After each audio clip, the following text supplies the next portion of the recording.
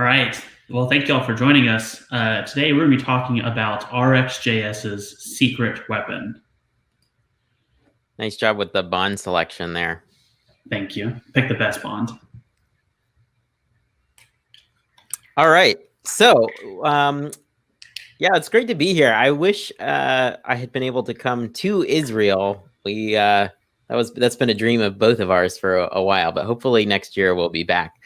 But so one of the things that we love about Angular is the fact that RxJS lets us build these really nice, complex, reactive UIs. Next year for sure. Thanks. And usually what we mean by complex and reactive is the fact that these UIs are highly interactive. A really great example of that is the Twitter UI, right? Because no matter how many times you mash on the heart button, it always stays in sync, right? So if you click on the button a bunch of times, the heart toggles off and on, and then it always matches the end state. And it turns out this is fairly complex to create. And so on Twitter, even if you have multiple tweets that you're clicking on going back and forth, Twitter never loses the state that it's trying to have. So it never confuses one tweet for another when you're clicking on it.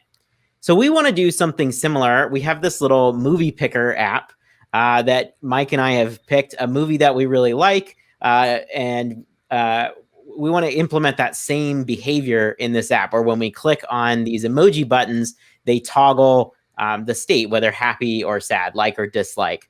I'll leave it to you to figure out which movie each of us likes. But we want to implement the same behavior. And it turns out that this is, like I said, a little bit more complex than you would think. There are some pitfalls that we might run into. Right, Mike? Yeah, it might seem obvious how you build this, but using Angular and RxJS, there's going to be some pitfalls along the way. But before we tell you how to build it, I want to introduce myself for those of you who have not gotten to meet me before. My name is Mike Ryan, and you can follow me on Twitter, GitHub, and Medium at MikeRyanDev. I'm a software architect at an IoT startup called Synapse, where I am trying to improve the sustainability of North American manufacturing. I'm also a Google developer expert in Angular and web technologies, and I am one of the co-creators of NGUPEx, an open source collection of reactive libraries for Angular covering things like state management and components. And I am Sam Julien. I am a developer advocate for Auth0. We're an identity as a service company. So next time you're adding auth to your app, log in or log out, things like that, we have a brand new Angular SDK that is really top notch. I'm also a Google developer expert, and I'm part of the Angular Collaborators program. And then I do a lot of writing. I send out a weekly newsletter called Developer Micro Skills, and you can sign up for that at samjulien.com. Okay, so before we get into the solution, like the biggest warning I can, Sam and I are about to get into some really advanced RxJS. For some of you, it's going to go a little bit like this. You're going to fall into the deep end of the RxJS swimming pool. But hopefully for the majority of you, as we kind of go through this advanced topics, you'll be like Scrooge McDuck and you'll find some nuggets of RxJS wisdom that you can bring to your own applications. So what we want to do is we want to be able to re-implement this Twitter like button feature in our application. And so we're gonna do that in our application, where we can toggle each movie's emoji independently and log out the output. But there's a few things we need to keep in mind. We want to take into account the fact that there might be slow internet connections, there might be delays from the server, things like that. So what are we going to do to architect this app in the first place, Mike? Well, a pretty common architecture in Angular apps that I see is using dispatcher pattern. And in our examples, we're going to go through this with no particular state management library involved. We're just going to kind of do this with plain RxJS. So what this would look like is, as the user interacts with our UI components, the UI is going to handle those user events, and they're going to map them into actions that just describe what happened when and add some context to that action to make it usable. And it's going to send all these actions to a common dispatcher service in our Angular application. Now, dispatcher is just a fancy term for RxJS subject that knows how to handle actions. And it's going to let multiple consumers subscribe to that RxJS observable to listen for specific actions. So we might have some other services kind of living off to the side that are listening for those actions, and when an action is dispatched, reach out and call our APIs. When the APIs finish processing the results, they get sent back to your UI components. This pattern will seem especially familiar to you if you've used one of the major Angular state management libraries like NGRX NGXS, or Akita. But like I said, in this example, we're just going to kind of keep it plain with some RxJS. Sam? Right. So what we're going to do is first we're going to create a new subject for our movies, and that's just going to be our dispatcher. And then we're going to create an observable from our button click. So for each of our buttons, we're going to use the from event creation method to create a movie observable. And then when we subscribe to that, we're going to use our dispatcher to send off the movie ID so that we know which emoji to toggle.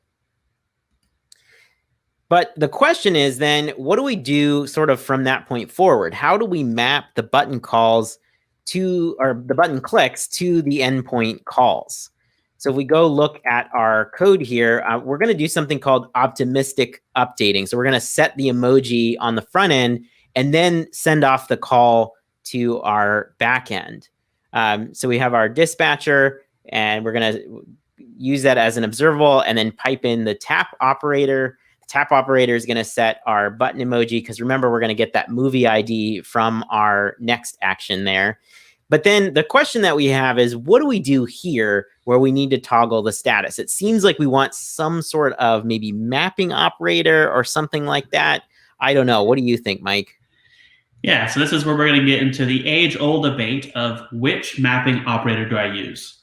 So real quick, a mapping operator in RxJS is just an operator that lets you take an item, map it into a new observable, and flatten it all out. So you may have heard of a few common friends like merge map, concatMap, or switch map. But which do we want to use for this particular application? So to break down mapping operators, I like to think about working in an Amazon distribution facility. So you have packages coming down the line of various colors, and you need to sort them by color.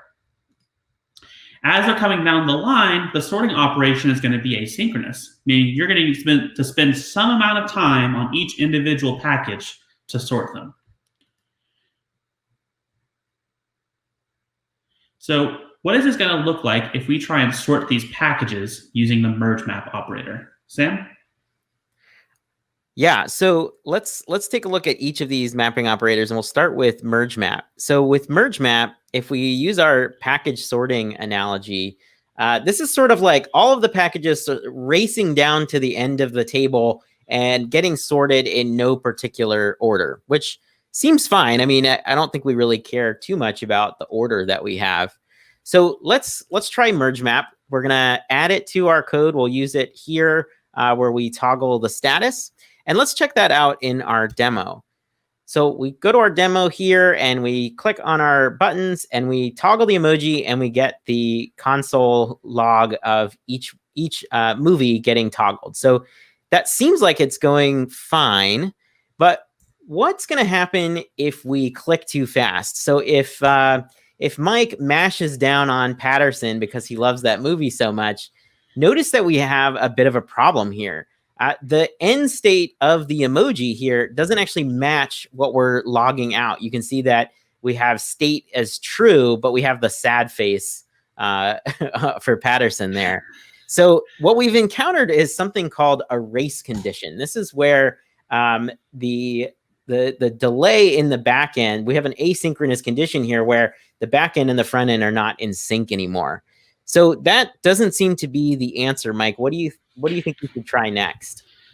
Yeah, so with that merge map, everyone's just racing to the end. How can we bring some order to this? And another operator we could try to bring that order is concatMap. So if we use concatMap instead, and we have the packages coming down the line, what's going to happen is they're going to line up in the same order that they appeared in, letting us process them one at a time in order. So this isn't going to have that same race condition approach because each package, again, is going to be processed at the time that, or in the same order that it has arrived at the end of the line. So if we take concatMap and we replace mergeMap in our application and we run the code, let's see what we get. So again, I'm going to hit like and dislike on these movies, and it seems to be working. The state eventually matches the same state of the button. And this seems great, but there's another really subtle UX problem here. And it's a problem called back pressure. Essentially, the line could get really long. Since we're only processing one package at a time, if we're spending more time processing a package than new packages are arriving, then the line of packages is going to get really big. And the packages at the back of the line are going to take even longer to process than the packages at the front of the line, leading to kind of what feels like a sluggish UX. So if we smash the buttons really rapidly, we can see that we're filling up this queue and it's taking them a long time to get filled up. And in fact, we're going to keep processing them until we have completed the entire queue. So concatMap works, but not if they're smashing those buttons like users might want to do. So we need some kind of cancellation. Basically, if I have a package that is no longer important, I want to toss it off the line and process the next package that is important. So what mapping operator would we use there, Sam? Well, you said canceling, and canceling always makes me think of switch map. So if we look at our package analogy again, switch map is a little bit different because if somebody races to the front of the line, it sort of pushes the other one to the side. So we see the blush dot runs to the front, but the purple one beats it there and throws it off. So that's what switch map does. So if let's try that out and see what it does. So if we go back to our code, let's use switch map here in our toggle for the emoji, and then let's check this out in our demo. So if we mash the buttons really quick, at first it seems like it solved our problem, right? Because we've canceled out all of the initial requests. So if I mash it down a bunch of times, you see we only get the most recent event that toggles the button. And that seems okay. But if we kind of take another look at this, notice what's happening here. If we kind of go back and forth quickly between the two buttons, something weird is happening. The state is getting messed up. And at first that seems kind of odd. But if we kind of stop and think about it, this kind of makes sense. Let's actually go back and look at the code again. And we can see that when we are doing our switch map, we're not actually distinguishing between which movie is getting toggled. So what was happening in that UI was we were actually, if we were clicking back and forth quickly, we were canceling the call that was for the wrong movie. So what we need is some magical way that we could perhaps group the movies by something, by like the movie ID, so that we would only cancel a duplicate request for each particular movie. Do you think there's anything like that in RxJS that we might be able to use, some magical grouping operator? So you want to group by movie ID. Well, I think there's an op for that, and that is GroupBy, RxJS's secret weapon. And what GroupBy lets us do is it lets us split up the packages into individual lanes based on some kind of grouping criteria. So here we have concatMap running, and what's going to happen is we're going to sort those packages first with GroupBy, and then we're going to process each individual package by color using concatMap, allowing us to apply that mapping operator on a per color basis. But concatMap still has that buffering problem. So what we really want to do is we want to use switch map. So packages race down the line, and we're going to process the most recent one that has come down after we have sorted these packages based on color. And if we run the app with this change, we're going to get the behavior we want. We can smash the buttons match the state in our backend. And if we go ahead and do both at the same time really quickly, like Sam showed, we're going to only cancel on a per movie basis. We are keeping the state of our UI in sync with the state of our backend. So this is the behavior we want, but how do we do it?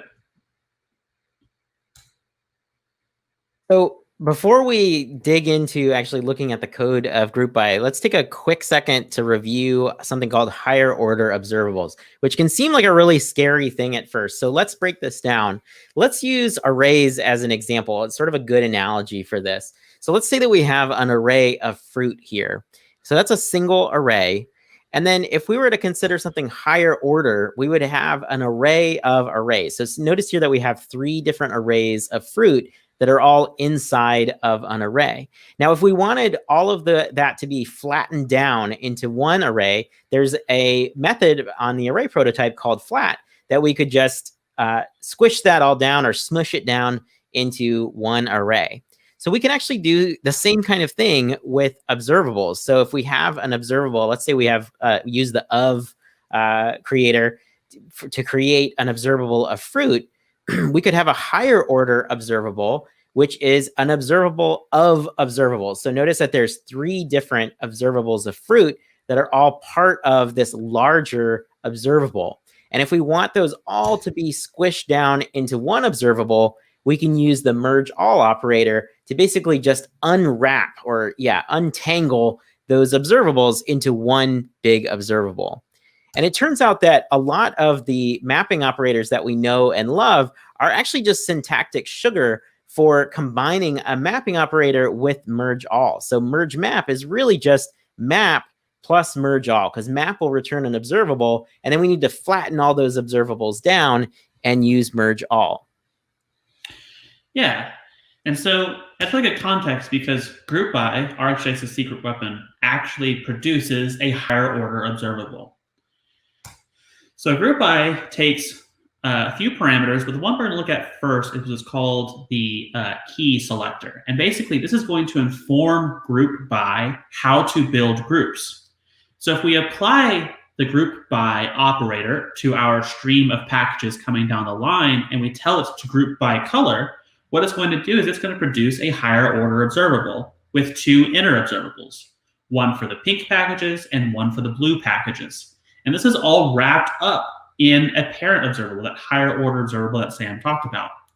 So if we want to undo the effects of GroupBy, we can use the merge all operator to flatten it all back out again, giving us the same result that we had before applying GroupBy. So what we want to do is we want to use this GroupBy operator in our movie app. So I'm going to replace the code in our application with GroupBy on that actions stream. And I'm going to create groups based on movie ID. This is going to give me a higher order observable where every inner observable is for a unique movie. This will let us do some work on each individual movie's observable before we flatten it all back out using merge all. And that's going to look a little bit like this. So we're going to do some grouping, do some work, and then flatten. To save some space, we've omitted that tap that changed the emojis optimistically, but it would go before the GroupBy in this example. So let's break this down line by line. First, we're going to have our GroupBy operator. And again, it has that key selector informing GroupBy how to package up those inner observables. And here we're telling it to package them up based on movie ID. Then, when we use map, we're no longer mapping on actions. Instead, we're mapping on observables. We are getting those inner observables. So now we have our actions by movie ID, and we can apply some logic to these individual streams. So we're going to take these actions by movie ID, and that's where we're going to apply switch map. This effectively creates a situation where we're applying switch map on a per movie basis, allowing us to retain that cancellation behavior of switch map without affecting other movies. Finally, once we've processed each of those inner observables, we're going to flatten all back out using the merge all operator. So let's take a look again and see how the app runs. So we can smash the button. We can favorite Patterson because it's fantastic. And I guess we'll like Rogue One, even though it's not even the best Star Wars movie. And we can see that we're getting the results we expect. How dare you? If we quickly click back and forth between them, again, we have the state matching the final state of the UI. No back pressure, no race conditions. Everything is working the way we expect. But there's a secret problem here.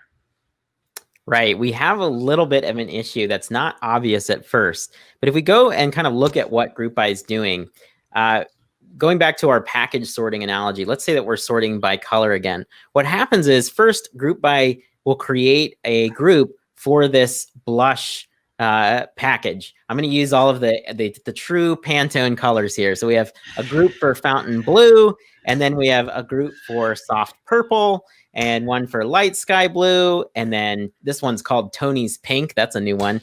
Hot blush, golden glow, and then this last one's called Mindaro.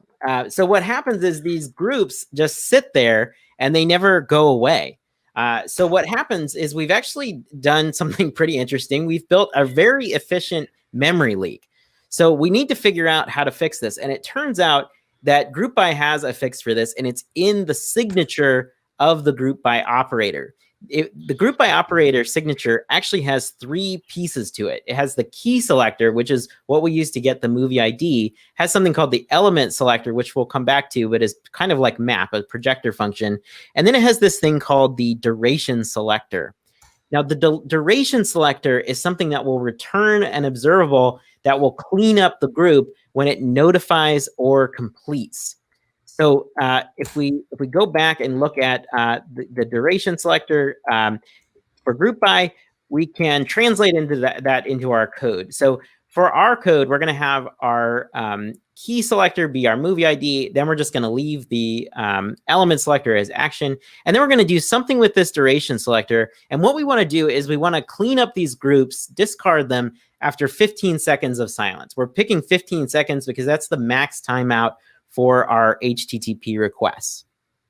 Okay, so the question is, how do we get to that 15 seconds of silence, Mike? Well, there's another op for that, and this one is called timeout with. And timeout with accepts 2 parameters, a time in milliseconds and an observable to switch to. And what it's going to do is when we apply this to an observable, it's going to start a timer every time the observable emits. And that timer is equal to how much time we supply that first parameter. So if we said, okay, 15 seconds, what it's going to do is when we get a package, it's going to wait 15 seconds. And if no other package shows up in time, it's going to switch to the other observable we supply to that second parameter. So here you can see we have the pink package come by.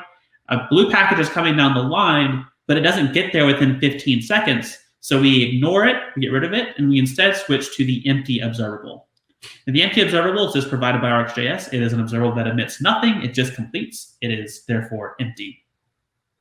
So we're almost there. Turns out there's a little more nuance to this. Remember that we said that the duration selector returns an observable that will clean up the group when it notifies or completes. And if we go back to our package analogy here, the emission of that blush package is the notification here. So what this means is that the groups are immediately going to go away because that we're going to switch to that empty observable at the sign of the notification and not just the completion. So if we look at what that would look like in the demo using only timeout with, and we mash that button a bunch of times, it turns out that we still have that same race condition that we had before. So effectively what we've done is kind of negate all of the beauty of GroupBy, and we've just rebuilt MergeMap from scratch. So it's the hardest version of MergeMap. Yeah, the most complicated version of MergeMap that's ever existed. So how do we clean up the groups so that there's only 15 seconds of silence there, Mike? Yeah, so again, how do we get rid of the notifications? Well, there's another operator for that, and this one is called ignore elements. And it does what it says on the tin. It ignores anything coming from the source observable. As packages come down with ignore elements, we just get rid of them all. We only care about that complete notification. And so what we want to do is we want to pair this up with timeout with. Timeout with is going to give us that complete notification after 15 seconds of silence, and we're going to discard any other notifications with ignore elements. So if we apply this to our line of packages now, we're going to get that pink package, and that's going to start a 15-second timer, but we're going to also get rid of the pink package altogether. Now, the blue package is racing down the line, but it doesn't get there in time, and so we're going to complete after 15 seconds of that pink package. So if we stick this into some code, we now have our complete implementation of the GroupBy operator, and let's break this down one more time, line by line. So GroupBy accepts 3 parameters, and the first is the key selector. And the key selector is informing GroupBy how to make groups. And so on our code, we're telling it to group up actions based on the movie ID. There's this element selector, which Sam kind of said is a shortcut for map, and that's exactly what it does. It would let us map to some property on that action if we wanted to.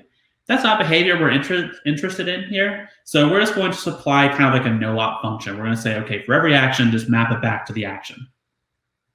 And then finally, that third parameter is going to be that duration selector that informs GroupBy when it needs to clean up groups. And we're going to apply that timeout with and ignore elements operators that we just talked about to effectively clean up the groups after each individual group stops emitting new things after 15 seconds. And that's our full implementation of the GroupBy operator.